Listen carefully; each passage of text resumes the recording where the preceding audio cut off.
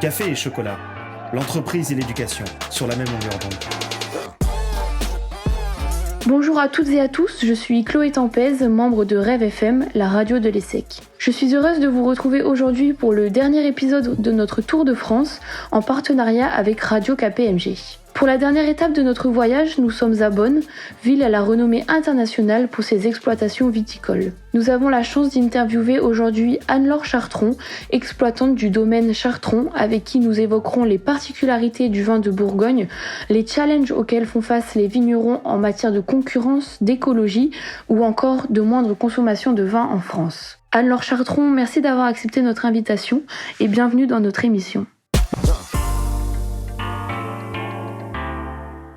Alors, première question, qu'est-ce qui fait la particularité d'un vin, et en particularité celui de votre vin, de votre domaine? Ici, vous êtes dans une commune, Puligny-Montrachet, qui est réputée mondialement pour ses vins blancs et vins blancs issus d'un cépage chardonnay, parce qu'on est vraiment sur des sols argilo-calcaires qui sont très très adaptés à ce cépage. La preuve en est, c'est que sur la côte de Beaune, il n'y a que 6 grands crus en blanc et les 5 sont localisés dans ce village. Donc, alors c'est pas moi qui le dis, mais les professionnels, que ce soit les journalistes spécialisés dans le monde du vin ou les Masters of Wine et grandes personnalités de notre petite communauté, je dirais, disent d'une seule voix qu'effectivement les vins de Puligny-Montrachet sont les plus grands vins blancs du monde. En ce qui concerne les classifications des vins, comment elles sont établies? Par exemple, comment on détermine que c'est un premier cru ou un grand cru ou une appellation village ou régionale? C'est éternel cette appellation, on peut plus la changer une fois qu'elle est établie. Alors, il peut y avoir des demandes de revisite pour monter en gamme. Bon, en général, c'est rarement accepté et encore moins pris en charge. Je dirais que nous, on fait rien. L'INAO, en fait, a décrété en 1938 que telle et telle parcelle était classée en village, en premier cru ou en grand cru, puisque la notion régionale n'est pas une classification. Par contre, ce qu'on peut dire et ce qui est une vérité vraie, c'est que l'INAO s'est basé principalement sur le dessin des cartes des cisterciens, puisque c'est les moines cisterciens qui ont quand même été les premiers à réellement dessiner les contours du vignoble bourguignon. Et ils s'étaient quand même déjà aperçus des différences qu'il pouvait y avoir entre telle et telle parcelle. Et donc, on s'est appuyé, en fait, sur leur expérience et leurs écrits pour derrière déterminer que telle parcelle était un village, telle parcelle un premier cru et telle parcelle un grand cru. D'accord. Donc, c'est vraiment un héritage cistercien. Donc la classification, elle est faite par zone géographique? Alors, elle est faite par zone géographique, je dirais surtout par rapport à la géologie du sol. D'accord. C'est la géologie des terrains qui va définir vraiment les parcelles et les appellations. Comment votre exploitation viticole s'adapte-t-elle aux changements climatiques et aux variations météorologiques qui peuvent impacter la qualité et la quantité de vin que vous produisez à l'année? Alors, je dirais que déjà, de façon de Vendôme Nature, on n'est pas, on fait pas grand-chose. Alors, il y a plusieurs cas de figure.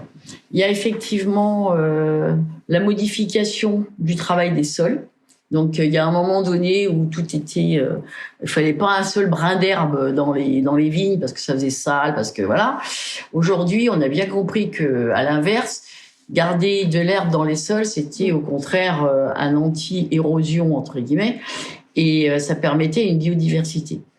La problématique de l'herbe, et là-dessus ils sont toujours pas d'accord. Enfin, quand je dis les scientifiques et les agronomes spécialisés en viticulture sont toujours pas d'accord sur le fait est-ce qu'on garde l'herbe ou est-ce qu'on garde pas d'herbe, surtout au moment de l'été où il va y avoir des souffrances hydriques et que effectivement l'herbe à ce moment-là va devenir une concurrente pour la plante. Moi, j'ai des collègues qui continuent à enherber même en été, mais qui vont enherber que sous le pied. C'est-à-dire entre les rangs, il y aura pas d'herbe. Donc après, voilà, c'est une question de stratégie et de choix personnel du domaine. Moi, notre choix sur le domaine, c'est plutôt de laisser complètement l'herbe pousser à son gré entre la fin des vendanges jusqu'au mois d'avril, c'est-à-dire la levée de ce qu'on appelle l'endormance, c'est-à-dire le réveil, on va dire, de la plante, où là, à ce moment-là, on va passer la tondeuse et faire un léger labour pour retourner l'herbe, simplement pour effectivement ne pas avoir de concurrence au moment de l'été, mais garder quand même cet intérêt d'anti-érosion et de diversité au niveau de la plante, organique. Après, on fait des essais. Moi, je suis partie sur des essais, par exemple, pour des porte-greffes. Donc, le porte-greffe, c'est le bois qui va soutenir le cépage, puisque en France, on a le sol qui est toujours infesté par le phylloxéra et qu'on ne peut pas faire de plantation sans mettre un porte-greffe. Donc, en ce moment, je suis en train d'essayer des porte-greffes qui viennent plutôt de la Méditerranée. Donc, ils sont des porte-greffes qui résistent à la sécheresse et aux fortes chaleurs, pour voir si chez nous, ça peut effectivement être d'un intérêt. On fait aussi des essais sur des tailles. On va essayer de faire des tailles le plus tard possible, des tailles tardives, de façon à ce que la végétation se réveille le plus tard possible et qu'on ait le risque le plus bas, entre guillemets, d'un coup de gel de printemps. D'accord. Bon, de toute façon, les gels de printemps ont toujours existé. Donc, quand on voit des gens qui nous disent « vous avez peur du gel, qu'est-ce que vous faites contre le gel ?» On fait rien contre le gel, parce que le gel, il a toujours existé.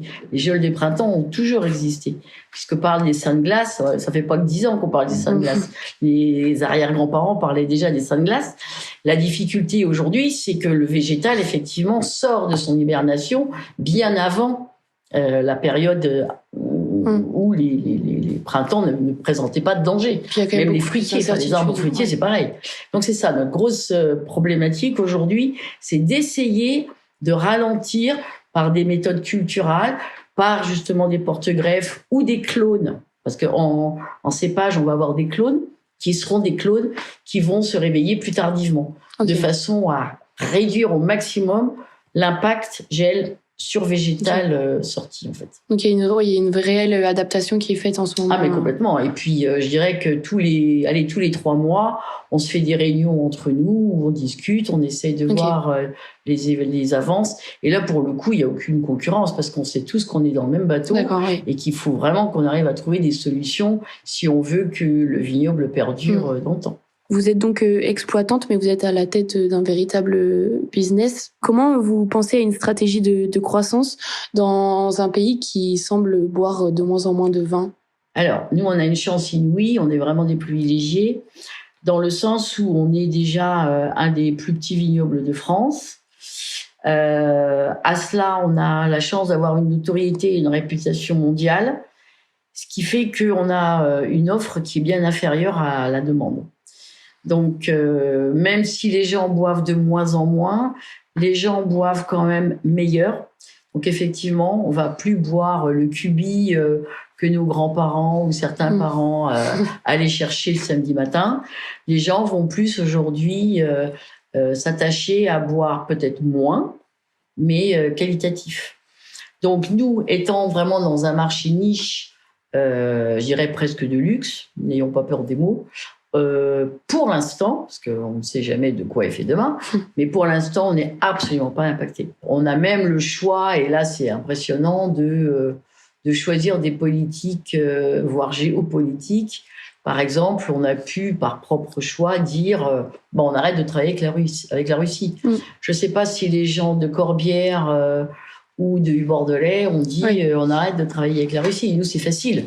On remplace la Russie par un autre marché qui est tout content de rentrer parce que ça laisse la place à quelqu'un d'autre. Vous avez presque le choix de vos consommateurs. Complètement. C'est même pas, vous avez presque, on choisit nos consommateurs. Moi, par exemple, sur le marché France, où on fait quasiment 50-50, c'est moi qui ai choisi mes propres cibles. Je me suis dit, pourquoi viser que de la bistronomie quand on peut aller dans les 3 Mac ? Moi, mon premier client, c'est les 3 Michelin. D'accord. Et puis, le reste, je vois à qui je le donne. Ma priorité, c'est les 3 Mac. Qui, aujourd'hui, peut se dire, moi, je vais vendre que dans les 3 Mac, et puis les autres, ils vont se faire... Personne. On a une chance inouïe. Et donc, vous êtes à un niveau mondial, vous ressentez pas une concurrence ou, comment vous gérez justement d'avoir un impact dans la mondialisation et de faire face à une concurrence qui est internationale? On n'a aucune concurrence parce que, encore une fois, vous avez vu la taille du village, enfin, vous avez visité avec nous le vignoble aujourd'hui. C'est tout petit. C'est encore une fois, la seule concurrence que je pourrais avoir, c'est par mes collègues du village, enfin, les collègues vignerons qui vont exploiter les mêmes appellations que moi. Mais encore une fois, personne n'a suffisamment de vin pour répondre à la demande. Donc la concurrence n'existe pas. Vous êtes vraiment une entreprise internationale, mais quand on vient dans le village, ça fait vraiment exploitation rurale. Oui, voilà, c'est ça. Vous avez aucun robot, vous avez pas de. Enfin, je veux dire, vous faites tout à la main, vous faites tout par vous-même. Tout est fait à la main et non, complètement. Il n'y a pas d'industrialisation, mais c'est un peu aussi, je pense, le secret. Encore une fois, du luxe. Et quand je dis luxe, entendons-nous bien. Hein, je suis pas en train de flamber entre guillemets, mais je pense que quand on fait un produit comme le nôtre et qui se vend au prix où il se vend, on se doit au consommateur de lui livrer un produit qui est effectivement presque artisanal. Je dirais que on n'a pas le droit d'industrialiser un produit de cet acabit. Justement, vous évoquiez les prix. Est-ce que vous êtes positionné que sur un segment de marché ou vous avez une gamme assez large de produits pour pouvoir répondre à plusieurs demandes? Non, justement. Alors, on a décidé avec Jean-Michel, donc mon frère et co-actionnaire, d'acheter des raisins dans d'autres appellations pour pouvoir justement présenter une gamme de prix qui couvre entre guillemets différents budgets. C'est-à-dire que soit on avait des entrées de gamme où on avait 3 produits, soit on passait directement sur des villages de notoriété qui coûtent cher, comme des Puligny ou des Chassagnes, et puis après des premiers crus et des grands crus. Et on n'avait rien au milieu. Donc avec Jean-Mi, on a décidé d'acheter des raisins qu'on vinifie nous-mêmes, donc qui portent toujours la même signature et la même patte du domaine Chartron, parce que les professionnels nous le disent, c'est génial, parce que du coup, que ça soit du chardonnay jusqu'au Montrachet, toute la montée en gamme, on retrouve la même ligne, qui est une tension, qui est une fraîcheur.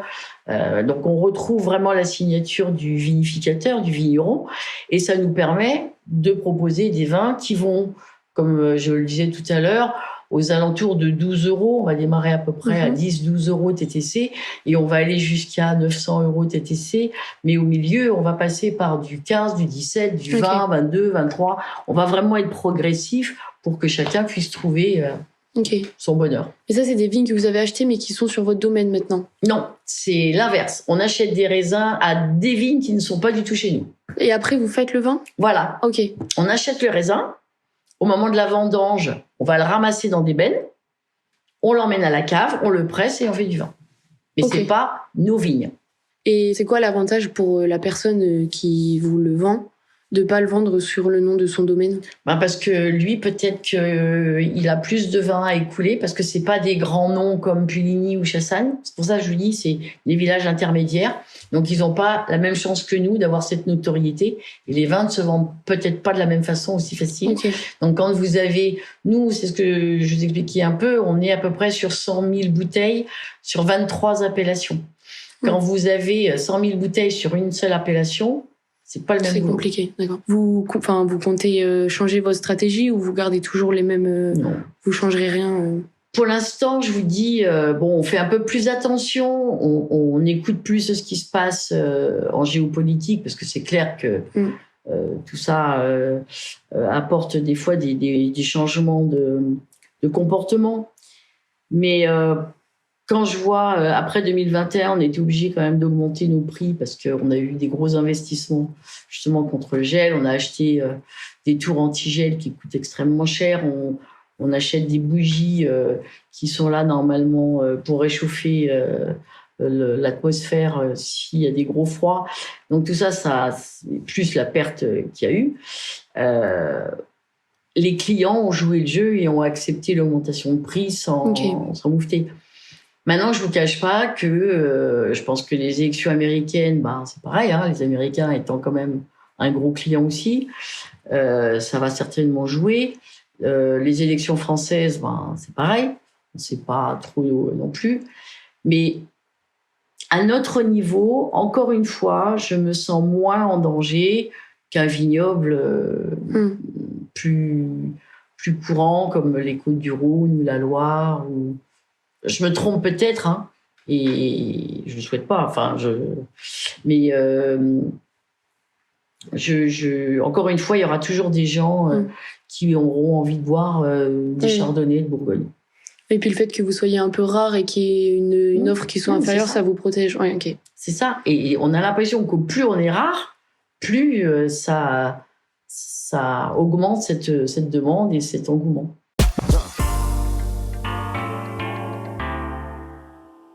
Anne-Laure Chartron, encore un grand merci pour vos réponses. C'était un immense plaisir pour nous de découvrir plus en profondeur le monde des exploitations viticoles. Il s'agissait là donc de la dernière étape de notre Tour de France 2024. Merci d'avoir suivi nos émissions et merci également à Radio KPMG de nous avoir aidés à faire ces émissions. Et à très vite sur nos ondes. Café et chocolat, une émission de Radio KPMG et de Rêve FM.